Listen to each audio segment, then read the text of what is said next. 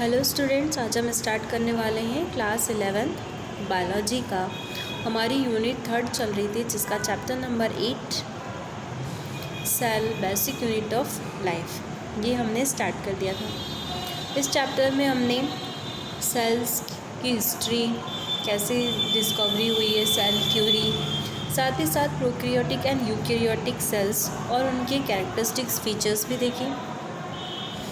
उसके अलावा हमने प्रोकैरियोटिक सेल्स और यूकैरियोटिक सेल्स के सेल्स ऑर्गेनल्स में क्या डिफरेंस है ये भी हमने अपने जो है इससे पहले वीडियो जो मैंने डाले थे उसमें हमने स्टडी कर ली थी। इसके बाद हमारा जो है यूकैरियोटिक सेल्स चल रहा था। यूकैरियोटिक सेल्स के सेल्स ऑर्गेनल्स में हमने प्लाज्मा मेम्ब्रेन ना, उसके अलावा एंडो मेम्ब्रेन जो सिस्टम थे वो सारे हमने पढ़ लिए। ठीक है, आज हम स्टार्ट करेंगे हमारा 4th सेल ऑर्गेनल्स जो है माइटोकॉन्ड्रिया। ठीक है, तो आज हम किसकी स्टडी करने वाले हैं? Mitochondria. Mitochondria this are clearly visible only when strain. Mitochondria तभी विजिबल होता है जब इसकी स्टेनिंग की जाती है। ठीक है, स्टेनिंग जो है वो प्रोसेस आगे बढ़ेंगी। स्टेनिंग मीन्स क्या होता है? जब हम इसकी सेल को है ना, जब हम अपनी सेल को स्टेन करते हैं, स्टेनिंग करना दैट मीन्स कोई ऐसा सॉल्यूशन होता है, कलर सॉल्यूशन, जिसमें वो सेल जो होती है वो क्लियरली विजिबल होती है। तो उस कलर पिगमेंट में जब हम सेल्स को डीप करते हैं और माइक्रोस्कोप में ऑब्जर्व करते हैं तो हमें वो सेल के स्ट्रक्चर क्लियरली विजिबल होते हैं।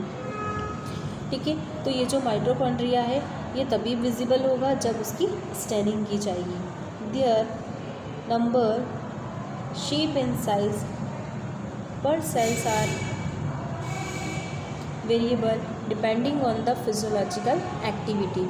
इसके नंबर, शेप और साइज़ जो है सभी सेल्स में डिफरेंट होते हैं। वो डिपेंड करते हैं इसकी फिजियोलॉजिकल एक्टिविटी, ये किस टाइप का वर्क जो है उस सेल के अंदर परफॉर्म करता है, किस टाइप की इसकी रिक्वायरमेंट होती है, उसके अकॉर्डिंग इसका शेप, साइज़ और नंबर जो होता है। डिफरेंट सेल्स में डिफरेंट माइटोकॉन्ड्रियाज प्रेजेंट होते हैं।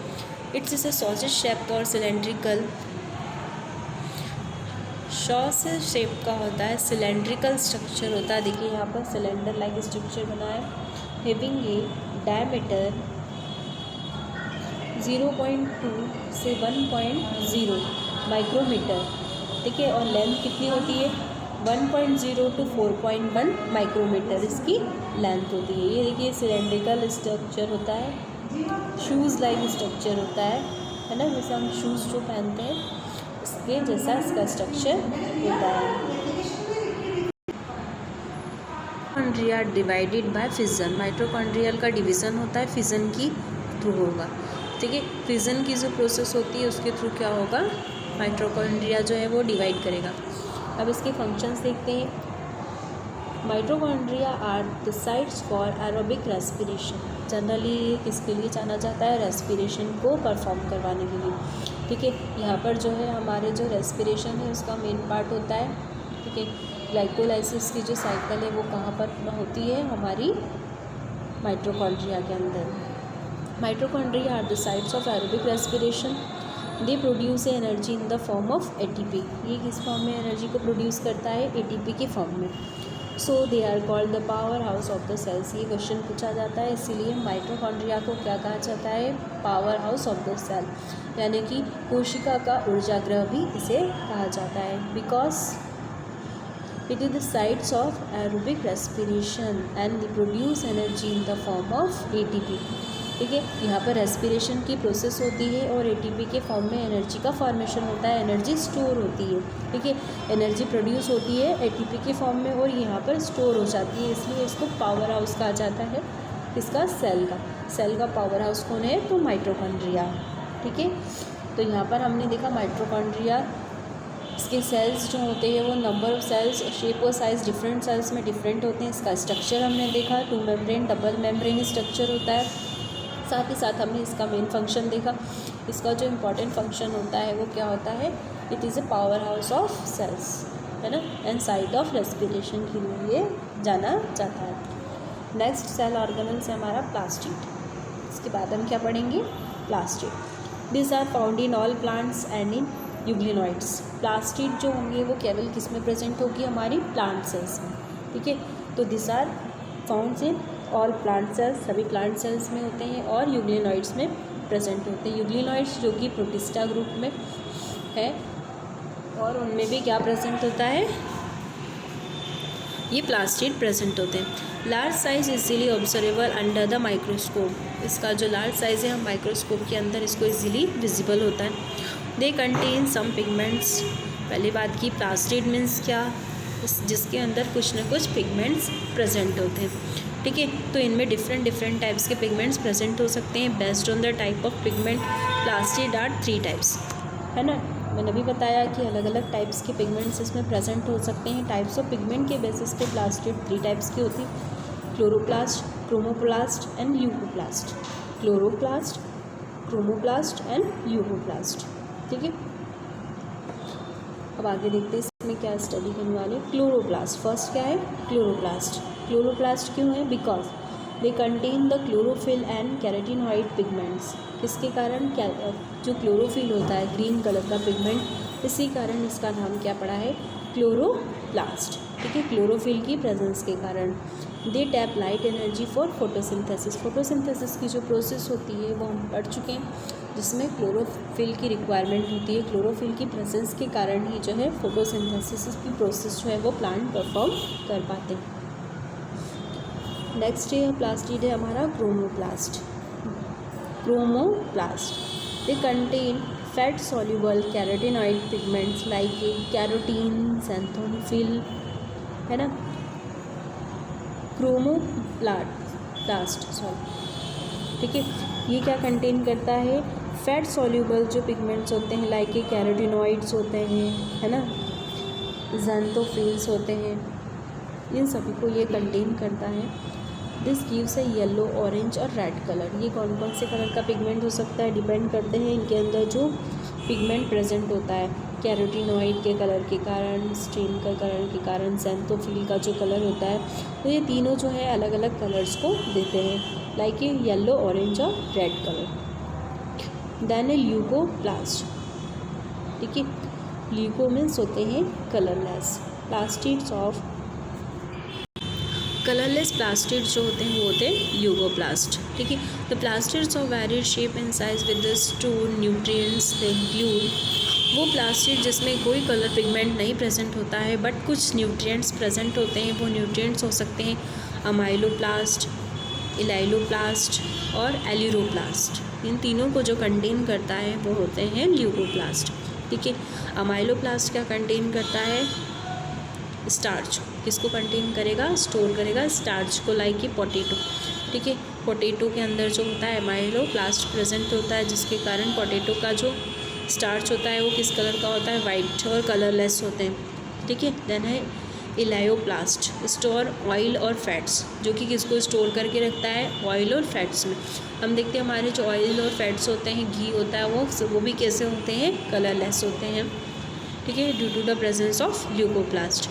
देन लास्ट है एलिरोप्लास्ट, जो कि प्रोटीन को स्टोर करके रखते हैं और जो है वो प्रोटीन को कलर को डिफाइन करते हैं। तो यहाँ पर हमने तीनों प्लास्टिड के बारे में पढ़ा। पिगमेंट्स की प्रेजेंस के कारण ये जो प्लास्टिड होते हैं वो डिफरेंट कलर्स को शो करते हैं और डिफरेंट मॉलिक्यूल्स में प्रेजेंट होते हैं। क्लोरोप्लास्ट ग्रीन कलर का, क्रोमोप्लास्ट जो होता है मे बी ऑरेंज, येलो और रेड हो सकते हैं, और ल्यूकोप्लास्ट जो होते हैं वो कलरलेस प्लास्टिड्स होते हैं। यहाँ पर हम देख पा रहे हैं अलग अलग डायग्राम बने हैं, अलग अलग जो है वो प्लास्टिड्स हैं जिनके डिफरेंट कलर्स हैं। क्रोमोप्लास्ट हम देख रहे हैं रेड कलर का भी हो सकता है, क्लोरोप्लास्ट ग्रीन कलर का है, अमाइलोप्लास्ट जो है वो ऑरेंज, इलायोप्लास्ट येलो कलर के होते हैं, ठीक है। प्रोटीनोप्लास्ट जो है वो थोड़ा सा जो है ब्लूइश कलर दे रहे हैं, स्काई ब्लू कलर दे रहे हैं। प्रोप्लास्टिड जो होते हैं वो कलरलेस, और ल्यूकोप्लास्टिड भी जो है वो कलरलेस होते हैं, ठीक है। तो ये डिपेंड करता है उनकी पिगमेंट्स की प्रेजेंस। नेक्स्ट हम पढ़ेंगे हमारा जो इम्पोर्टेंट प्लास्टिड है वो है क्लोरोप्लास्ट, जो कि बेसिकली यूज़ होता है ना, सबसे ज़्यादा जो हम स्टडी करते हैं वो किसकी, क्लोरोप्लास्ट की। तो क्लोरोप्लास्ट का हम स्ट्रक्चर और फंक्शन सीखेंगे, उस पर डिस्कस करेंगे। This are the double membrane bound organelles mainly found in the mesophyll cells of the leaves. ठीक है, ये भी like a mitochondria, this are also double membrane structures bound the organelles.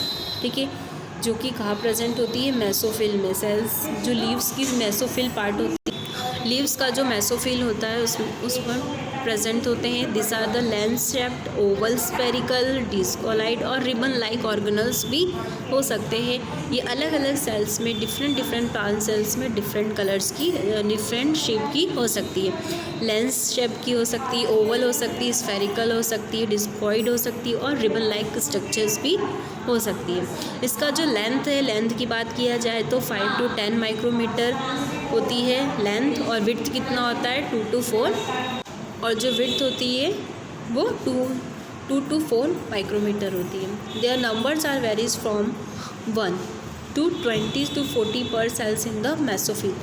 हर एक मेसोफिल के अंदर, हर एक लीव्स के अंदर जो है इसके नंबर्स जो होते हैं वो डिफरेंट हो सकते हैं। 1 से लेकर 20 to 40 पर सेल्स हो सकती है, 20 से 40 हो सकती है। हर एक सेल्स में इसका जो नंबर होता है वो डिफरेंट होता है। ठीक है, देन अब हम आते हैं इसके स्ट्रक्चर पे, देखते हैं। ठीक है, इसका स्ट्रक्चर जब हम डीपली स्टडी करते हैं, पहले ही बता चुकी हूँ, like a mitochondria it is a double membrane structure, inner membrane and outer membrane. ठीक है, inner membrane of chloroplast is less permeable, ठीक है, comparison to outer membrane. Outer membrane की कंपैरिजन में जो इनर मेम्ब्रेन होता है वो लेस परमिएबल होता है। परमिएबल दैट मीन्स किसी भी सॉल्यूट या सॉल्वेंट को अपने अंदर इजीली से पास आउट होने देना। ठीक है, इसके अंदर से कोई भी सॉल्वेंट या सॉल्यूट जो होते हैं वो पास हो सकते हैं। The space limited by the inner membrane of the chloroplast is called stroma. ठीक है, स्ट्रक्चर में देख लेते हैं। इस तरीके से ये आउटर मेम्ब्रेन, देन इसके अंदर वाली क्या है, इनर मेम्ब्रेन। ठीक है, then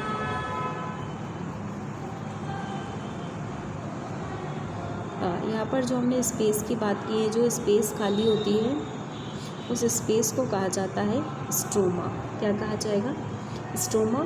and it contain a number of organised flattened membranous sacs called thylakoids. ठीक है, ये जो छोटे छोटे कॉइन लाइक स्ट्रक्चर्स होते हैं जो कि एक दूसरे पर अरेंज होते हैं, इस कॉइन लाइक स्ट्रक्चर को कहा जाता है क्या कहा जाता है, थाइलेकॉइड्स। क्या कहा जाएगा, thylakoids. The membrane of thylakoids encloses a space called lumen. ठीक है, ये जो थाइक्लॉइड्स हैं वो एक स्पेस से, एक ल्यूमन से कनेक्ट होती है। यहाँ पर दिख रहा है इस तरीके से बंच बना हुआ, और ये बंच जो है वो एक दूसरे से कनेक्ट है। फिर यहाँ बंच बना हुआ है, इसको कहते हैं ल्यूमेन। क्या कहा जाता है, lumen. Chlorophyll pigment are present in the thylakoids. ये जो कॉइन लाइक स्ट्रक्चर्स हैं, सिक्के जैसे जो अरेंज है, उसमें क्या प्रेजेंट होता है, ग्रीन पिगमेंट प्रेजेंट होता है। हम पहले ही बात कर चुके हैं कौन सा ग्रीन पिगमेंट होता है क्लोरोप्लास्ट में, क्लोरोफिल। क्या प्रेजेंट होता है, क्लोरोफिल, जो कि ग्रीन कलर की होती है। ठीक है, तो यहाँ पर हमने इसका स्ट्रक्चर देखा, डबल लेयर होती है, आउटर लेयर और इनर लेयर। इनर लेयर में कॉइन लाइक स्ट्रक्चर्स होते हैं जो कि एक दूसरे से क्लोजली एसोसिएट होते हैं, उनको कहा जाता है थाइलोकॉइड्स। ठीक है, then thylakoids are interconnected with each other, एक दूसरे से जो कनेक्ट होते हैं उसको कहते हैं ल्यूमेन, और इनके बीच में जो स्पेस होती है उस स्पेस को कहते हैं स्ट्रोमा। स्ट्रोमा में क्या होते हैं, लिक्विड मटेरियल्स जो होते हैं वो यहाँ पर प्रेजेंट होते हैं। जैसे हमने माइटोकॉन्ड्रिया की सेल में देखा था कि उसकी जो मैट्रिक्स है वहाँ पर कुछ फ्लूइड्स जो हैं वो प्रेजेंट होते हैं। ठीक है, सेम ऐसे ही इसके अंदर स्ट्रोमा में बहुत सारे लिक्विड्स और फ्लूइड्स प्रेजेंट होते हैं। आगे देखते हैं, दिस थाइलेकॉइड्स आर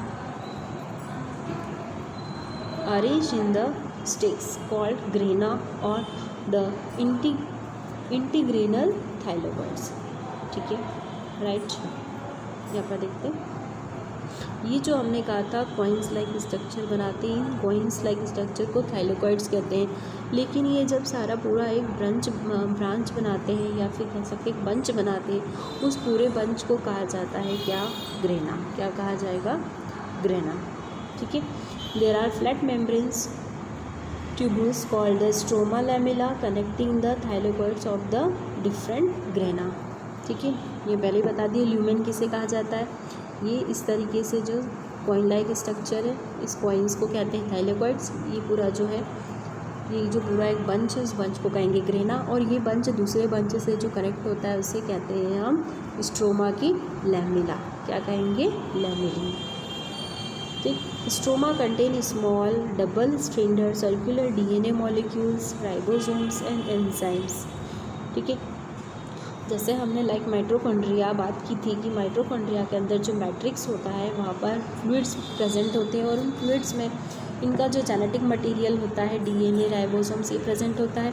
सेम इसके अंदर भी क्या होगा? स्ट्रोमा जो उसमें की फ्लूइड प्रेजेंट है वो कंटेन करेगा डबल स्टैंडर्ड सर्कुलर डीएनए होगा इसके पास। ठीक है, राइबोसोम्स के मॉलिक्यूल्स होंगे, एंजाइम्स होंगे सिंथेसिस करने के लिए, कार्बोहाइड्रेट और प्रोटीन्स के सिंथेसिस के लिए जो एंजाइम्स प्रेजेंट होंगे वो होंगे। The ribosomes of the chloroplast are smaller than the cytoplasmic ribosome. इनके जो राइबोसोम्स होंगे क्लोरोप्लास्ट के, वो साइटोप्लाज्मिक राइबोसोम्स से स्मॉल होंगे। ठीक है, राइबोसोम का आगे हम स्ट्रक्चर स्टडी करने वाले हैं। इससे पहले भी मैं एक बार डिस्कस कर चुकी हूँ कि 70S और 80S 2 टाइप्स के आरएनए प्रेजेंट होते हैं, जो कि डिपेंड करते हैं टाइप्स ऑफ सेल्स, किस टाइप की सेल्स होती है। ठीक है, तो हमारे क्लोरोप्लास्ट के अंदर 70S टाइप का डीएनए प्रेजेंट होता है। इस डीएनए में भी मैंने बात किया था कि ये भी 2 यूनिट से मिलकर के बनती हैं, एक स्मॉल यूनिट और एक लार्ज यूनिट। ठीक है, तो यहाँ पर कंप्लीट आपको स्ट्रक्चर समझ में आ गया क्लोरोप्लास्ट का। डबल मेम्ब्रेन स्ट्रक्चर होती है, आउटर मेम्ब्रेन, इनर मेम्ब्रेन। ठीक है, इनर मेम्ब्रेन में जो स्पेसेस होती है उसे कहते हैं stroma. Stroma contain a liquid like a circular DNA, ribosomes and enzymes for carbohydrate and protein synthesis करने के लिए ये सारे इसके स्ट्रोमा में प्रेजेंट होते हैं। ठीक है, देन इसमें प्रेजेंट होता है coin like structure which is known as a thylakoids and the association of thylakoids is known as a grana. ठीक है, and this grana are interconnected with thylakoids with the help of stromal lamellae. ठीक है, lamellae से ये connect होते हैं। अब बात करें फंक्शन की। स्ट्रक्चर तो हमने डिस्कस कर लिया। फंक्शंस तो क्लोरोप्लास्ट का मेन फंक्शन होता है to perform the photosynthesis process. ठीक है, ये फोटोसिंथेसिस की प्रोसेस को करवाने में जो है वो हेल्प करती है। ठीक है, अब हम आगे बढ़ते हैं। हमारा जो नेक्स्ट है cell organelles which is ribosomes. अब हम किसके बारे में पढ़ने वाले हैं? राइबोसोम्स। सबसे पहले हम देख लेते हैं इसकी हिस्ट्री, डिस्कवरी कैसे और कहाँ से हुई है। तो non membranes granular structures composed of ribonucleic acid and protein. Non membranes यानी इसमें कोई आउटर कवरिंग नहीं होती है ना। ये ग्रैन्युलर स्ट्रक्चर होता है, ग्रैन्यूल्स लाइक स्ट्रक्चर होता है। ग्रैन्यूल्स लाइक स्ट्रक्चर्स जो है ग्रैन्यूल्स के फॉर्म में प्रेजेंट होते हैं, जो कि कंटेन करते हैं राइबोन्यूक्लिक एसिड्स को। क्या कंटेन होता है राइबोसोम में? RNA. RNA means ribonucleic acid. ठीक है, एंड प्रोटीन्स। किससे बना होता है हमारा राइबोसोम? आरएनए और प्रोटीन से। सबसे पहले इसकी डिस्कवरी किसने की थी? George Palade. George Palade in 1953 first observe the ribosome. सबसे पहले जॉर्ज पैलेट नाम के साइंटिस्ट ने 1953 में इसे ऑब्जर्व किया था। Eukaryotic ribosomes has a 2 subunit. जैसे मैंने ऊपर क्लोरोप्लास्ट के केस में डिस्कस किया था कि 2 टाइप्स के राइबोसोम्स होते हैं, 70S और 80S। ठीक है, तो eukaryotic ribosomes have 2 subunits, 2 subunit होती है 60 और 40। ठीक है, दे टुगेदर फॉर्म में 80S।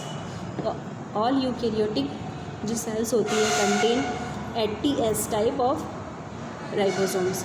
इन सभी की सेल में 80S राइबोसोम्स प्रेजेंट होते हैं, जो कि 2 सब यूनिट से बने होते हैं। फर्स्ट होती है लार्जर यूनिट 60 और स्मॉलर यूनिट 40। 60-40 से मिलकर के ये हमारा 80S राइबोसोम बना होता है। ठीक है, एंड ऑल प्रोकैरियोटिक सेल्स जो होती हैं, all prokaryotic cells having a 70S ribosomes. कौन से टाइप का होता है? 70S। ये भी 2 सब यूनिट से बनी होती है, इसको 50 larger unit and 30 smaller unit. ठीक है, 50-30 जब आपस में टुगेदर कंबाइन होकर के 70s राइबोसोम्स बनाती है। तो 70s राइबोसोम्स किस में प्रेजेंट होते हैं? प्रोकैरियोटिक सेल्स में, और 80s प्रेजेंट होते हैं और यूकैरियोटिक सेल्स में। ठीक है, क्लियर है आप लोगों को? आगे बढ़ते हैं। इसका स्ट्रक्चर इसका फंक्शन यहाँ स्ट्रक्चर डायग्राम में आपको शो हो रहा होगा, यहाँ देखिए। तो इस टाइप से 2 टाइप्स के ग्रैनुल्स फॉर्म में ये प्रेजेंट होते हैं। हमने सभी सेल्स में देखा होगा इस टाइप से कुछ बॉडीज़ प्रेजेंट होती है जिनकी सरफेस पर ग्रैनुल्स प्रेजेंट होते हैं। ठीक है,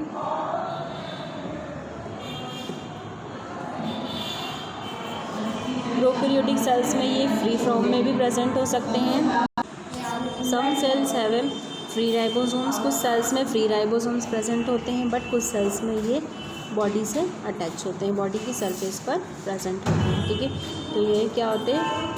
नॉन मेम्ब्रेनल ग्रैनुलर स्ट्रक्चर होते हैं, ग्रैनुलाइट स्ट्रक्चर होते हैं। इसका जो मेन फंक्शन होता है, it take part in the protein synthesis. Protein synthesis में इसका जो है वो इम्पॉर्टेंट रोल प्ले होता है due to the presence of ribonucleic acid. क्या प्रेजेंट होता है इसमें? आरएनए में राइबोन्यूक्लिक एसिड प्रेजेंट होने के कारण ये प्रोटीन सिंथेसिस में सबसे इम्पॉर्टेंट रोल प्ले करते हैं। तो आज हम इतना ही पढ़ेंगे, आगे के सेल ऑर्गेनल्स हम अपने नेक्स्ट वीडियो में डालूंगी। यहाँ पर हमने माइटोकॉन्ड्रिया, प्लास्टिड और राइबोसोम्स के बारे में पढ़ लिया है। आई होप आप लोगों को बहुत अच्छे से समझ में आया होगा।